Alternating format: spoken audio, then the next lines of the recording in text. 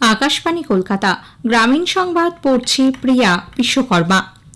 দক্ষিণবঙ্গে আগামী 17-18 জুনের মধ্যে বর্ষা প্রবেশ করতে পারে বলে আবহাওয়া দপ্তরের পূর্বাঞ্চলীয় প্রধান ডক্টর সোমনাথ দত্ত জানিয়েছেন। উত্তরবঙ্গের সমস্ত জেলায় বিক্ষিপ্তভাবে বৃষ্টির পূর্বাভাস। জলপাইগুড়ি এবং আলিপুরদুয়ার জেলায় আজ ভারী থেকে অতি ভারী বৃষ্টির কমলা সতর্কতা জারি করা হয়েছে।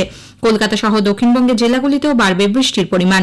দক্ষিণ 24 পরগনা এবং পূর্ব মেদিনীপুর জেলায় আজ কোথাও কোথাও বজ্রবিদ্যুৎ সহ ভারী থেকে অতি ভারী বৃষ্টি হতে পারে। স্বাস্থ্যসাথী কার্ড, চিকিৎসা বিল সহ বিভিন্ন ক্ষেত্রে একাধিক অনিয়মের অভিযোগ জমা পড়ায় স্বাস্থ্য কমিশনের সুপারিশের ভিত্তিতে রাজ্য সরকার এ সংক্রান্ত আইন সংশোধনের সিদ্ধান্ত নিয়েছে। বেসরকারি হাসপাতাল ও নার্সিংহোমগুলিকে নিয়ন্ত্রণের উদ্দেশ্যে আরও কঠোর বিধি আনতে আগামীকাল বিধানসভায় the West Bengal clinical establishment সংশোধনী বিল 2025 উত্থাপন করা হবে। এরপর আগামী দুদিন এই বিলের ওপর 1.5 ঘণ্টা করে মোট 3 ঘণ্টা আলোচনার কার্যসূচি রয়েছে। মুখ্যমন্ত্রী মমতা ব্যানার্জিও আলোচনায় অংশ নিতে পারেন বলে জানা গিয়েছে। আগামীকাল দ্বিতীয়ার্ধে আলোচনা শুরুর আগে মুখ্যমন্ত্রীর পৌরোহিত্যে বিধানসভায় রাজ্য মন্ত্রিসভার বৈঠক ডাকা হয়েছে।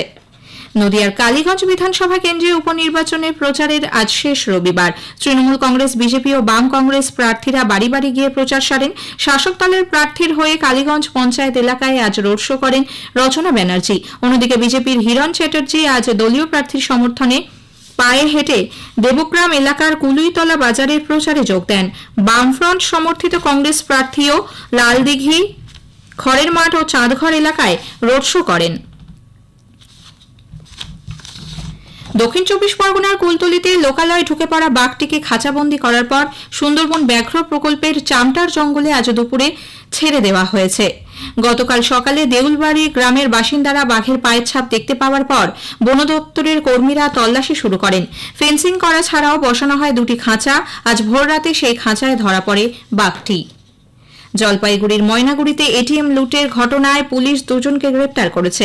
আজ সকালে সরস্বতীপুরের জঙ্গল থেকে মোহাম্মদ শামশের খান এবং আসলুক খানকে ধরা হয়। ধৃতদের কাছ থেকে উদ্ধার হয়েছে 15 লক্ষ টাকা।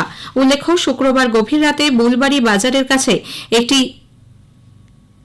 সরকারি ব্যাংকের এটিএম কাউন্টার গ্যাস কাটার দিয়ে কেটে প্রায় 54 লক্ষ টাকা নিয়ে পালিয়ে যায় দুষ্কৃতীরা। পূর্ব রেলের মেমারি স্টেশনে আজ বেলা 1:15 নাগাদ আপ শিয়ালদা বর্ধমান লোকাল ট্রেনের নিচ থেকে ধোঁয়া বের হতে দেখে যাত্রীদের মধ্যে আতঙ্ক ছড়ায়। তারা ট্রেন থেকে নেমে পড়েন। ঘণ্টাখানেক পর ট্রেনটি বর্ধমানের উদ্দেশ্যে রওনা দেয়। পূর্ব রেলের জনসংযোগ আধিকারিক দীপ্তিময় দত্ত জানিয়েছেন, ব্রেক বাইন্ডিং এর জন্য ট্রেনটি দাঁড়িয়েছিল। হাওড়া গ্রামীণ জেলার কুলগাছিয়ায় বিবেকানন্দ কেজি স্কুলে বিশ্ব পরিবেশ দিবসের অঙ্গ হিসেবে বিজ্ঞান সেমিনার ও অঙ্কন প্রতিযোগিতার আয়োজন করা হয়। 7ম থেকে 9ম এবং 10ম থেকে দ্বাদশ শ্রেণী পর্যন্ত 2টি বিভাগে পরিবেশ সংক্রান্ত বিষয়ে অঙ্কন প্রতিযোগিতায় অংশগ্রহণকারী ছাত্রছাত্রীদের হাতে একটি করে গাছ তুলে দেন আয়োজকরা। গ্রামীণ সংবাদ শেষ হলো। এরপরের খবর 7:35 মিনিটে।